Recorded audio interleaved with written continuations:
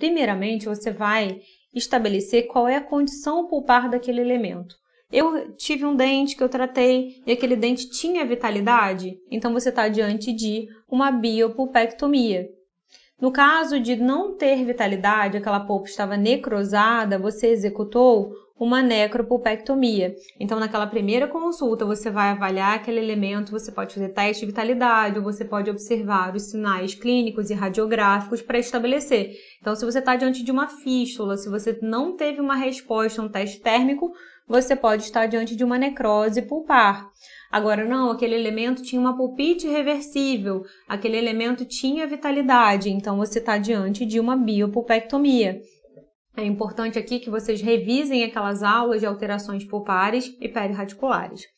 Diante dessa definição, se aquele dente tinha vitalidade e era uma biopulpectomia, ou se ele era necrosado e era uma necropulpectomia, você vai estabelecer se naquela consulta que você tratou aquele elemento, você conseguiu completar o preparo químico-mecânico e aí você está diante de um dente totalmente instrumentado, ou não, você teve uma consulta de emergência e aquele preparo químico-mecânico ele foi parcial, ou seja, eu tive um dente parcialmente instrumentado. A mesma coisa a gente vai valer para o caso de necropulpectomia. E vamos ver agora de que forma a gente vai selecionar a nossa medicação. Então, diante de um caso de biopulpectomia, a gente vai ver que se houve uma total instrumentação daquele elemento, meu preparo químico-mecânico está completo, eu posso proceder à obturação imediata. Então, diante desses casos em que havia vitalidade, a gente pode obturar em sessão única. Por isso que obturação está aqui, tá? Então, o protocolo é tentar obturar na mesma sessão. Agora, se não houve tempo hábil, você teve alguma intercorrência, você vai precisar lançar mão de uma medicação, ele sugere que seja a pasta HG, hidróxido de cálcio e glicerina. Ele não veicula ali essa pasta com o paramono, por quê?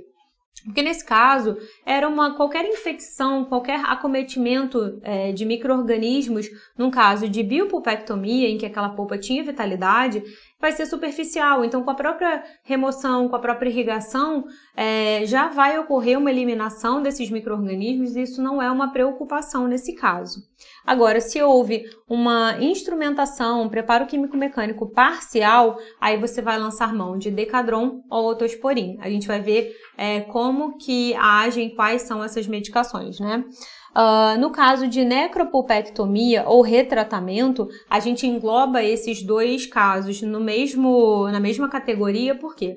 Na necropulpectomia, você já tem uma invasão consistente de micro-organismos. A partir do momento em que a polpa está necrosada, ela não tem mais possibilidade de defesa. E o retratamento também. Por quê? A partir do momento em que não há mais tecido pulpar, você considera que não há mais defesa. Então, ele é considerado tão contaminado quanto um caso de necropulpectomia. E aí, quando você está diante desse caso em que há uma total instrumentação, a gente vai utilizar a pasta HPG ou a pasta de hidróxido de cálcio e clorexidina, que é essa abreviatura aqui.